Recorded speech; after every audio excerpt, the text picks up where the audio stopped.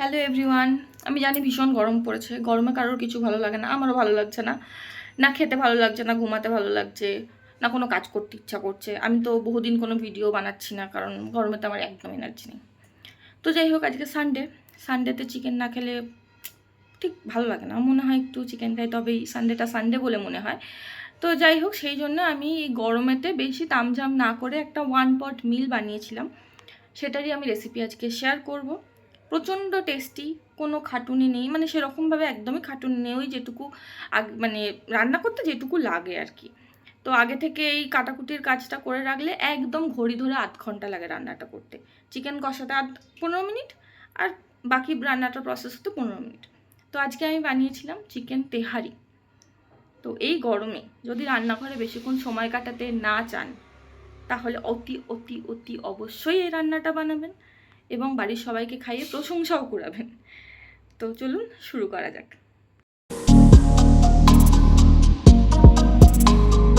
এখানে আমি একটা বড় সাইজের পেঁয়াজ ঝিরিঝিরি করে কেটে নিয়েছি, একটা আলু 4 পিস করে নিয়েছি, 3টে কাঁচা লঙ্কা চিড়ে নিয়েছি, আর একটা টমেটোর আধখানা আমি কুচিয়ে নিয়েছি। 350 গ্রাম মাংস আমি ভালো করে ধুয়ে জল ঝরিয়ে তার মধ্যে 2 চামচ টক দই, 1 চামচ রসুন বাটা আর হাফ চামচ আদা বাটা দিয়েছি। এইটুকু মাংসের জন্য আমার মনে হচ্ছে এটাই সঠিক পরিমাণ। তো যাই হোক, এগুলো দেওয়ার পরে নর্মাল যে চিকেন রান্নার গুঁড়ো মশলাগুলো লাগে, হলুদ গুঁড়ো, জিরে গুঁড়ো, ধনে গুঁড়ো, কাশ্মীরি লঙ্কা, শুকনো লঙ্কা, সামান্য একটু সর্ষের তেল এবং অ্যাড অন হিসাবে আমি একটু বিরিয়ানি মশলা এখানে দিয়েছি। এগুলো সমস্ত কিছু দিয়ে আমি ভালোভাবে মিশিয়ে নিয়েছি। বিরিয়ানি মশলাটার জন্য মাংসটার মধ্যে একটা ভীষণ সুন্দর ফ্লেভার আসবে। তো এটা ম্যারিনেট করে আমি 15 মিনিটের জন্য রেখে দিয়েছিলাম।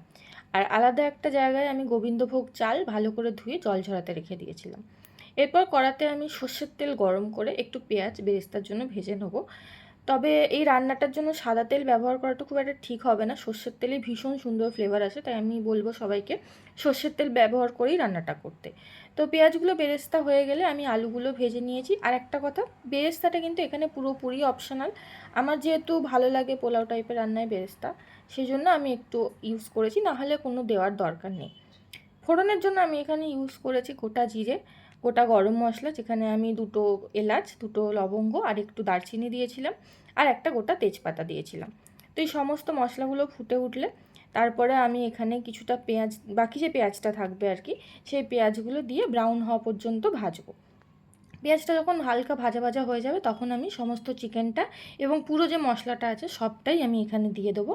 দিয়ে প্রথমে আমি চিকেনটাকে ঢাকনা দিয়ে একটু কষানোর জন্য রেখে দেবো, কারণ যেহেতু দই দেওয়া আছে, ঢাকা দেওয়ার ফলে একটু চিকেনটা জল বেরিয়ে আসবে। আমি চিকেনটা কষানোর সময় আলাদা করে কোনো জল ব্যবহার করব না, যেটা চিকেন থেকে বেরোবে সেইটুকু জলেই রান্নাটা হবে। জল যখন বেরিয়ে এসেছে খানিকটা, আমি এর মধ্যে আলু আর টমেটোটা অ্যাড করে দিয়েছি। এই সময় চাইলে নুনটা অ্যাড করে দেওয়া যায়। তো আমি ভালোভাবে নুন দিয়ে মিশিয়ে চিকেনটাকে কষানোর জন্য রেখে দিয়েছি। আমি চিকেনটা ঢাকা দিয়েই কষিয়েছি, যেহেতু জল নেই তো কষাতে এটা সুবিধা হবে। যতক্ষণ না চিকেনটা থেকে তেল সেপারেট হচ্ছে, আমি ঢাকা দিয়ে এটাকে কষিয়েছি। তারপর যখন তেল ছেড়ে দেবে, তখন আমি ঢাকা খুলে হাই ফ্লেমে কিছুক্ষণ চিকেনটাকে কষিয়ে নেবো। চিকেন থেকে যখন খুব ভালোভাবে একটা স্মেল বেরোবে, চিকেনটা যখন কষানো পুরোপুরি হয়ে যাবে, তখনই আমি চিকেনটার সাথে চালটা অ্যাড করব। তো এই যে এখানে আমার চিকেনটা পুরোপুরি কষানো হয়ে গেছে।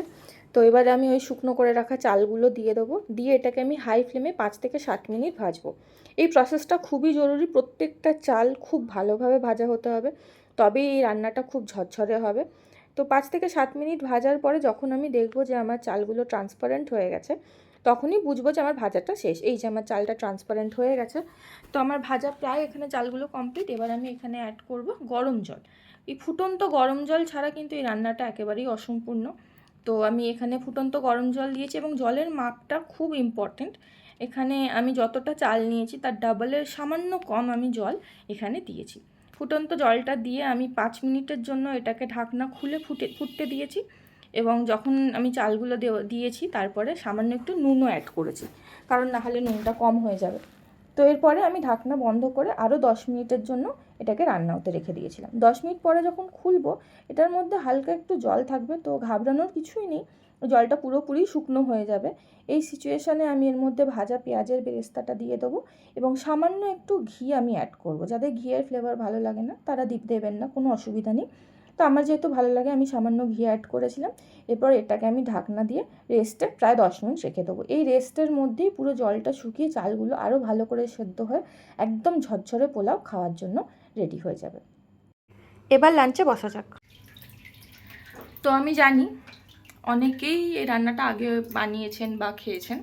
তো যারা যারা এখনও বানাননি বা যারা যারা আমার মতো করে বানালেন, তারা অবশ্যই একবার কমেন্টে জানাবেন কেমন লাগলো।